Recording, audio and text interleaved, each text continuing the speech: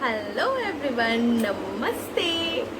Welcome back to my channel. My name is Ishipta Singh and you're watching me on my YouTube channel. Yesterday I am here after such a long time, means 2 to 3 weeks almost. Yes, I'm so sorry for that. I was not posting any video in my YouTube channel, but here I am back again with this makeup look which I have created today. If you can see that. No, you can't see? Yeah, because that's no makeup look na baba.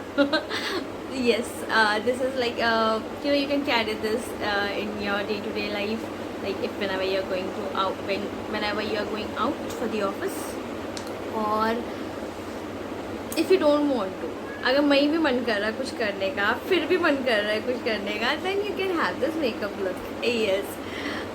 And you know what the best part of this means, what I feel like ki this eyeliner, winged eyeliner, look at this.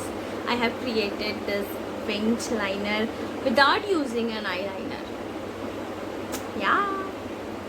So without wasting any much more time, let's get started. But before moving further, I would like you to subscribe my channel, hit that like button if you really think that this content is worth it, and you are the karta dharta. Whatever you like to do, you can do it. Everything will be appreciated. So let's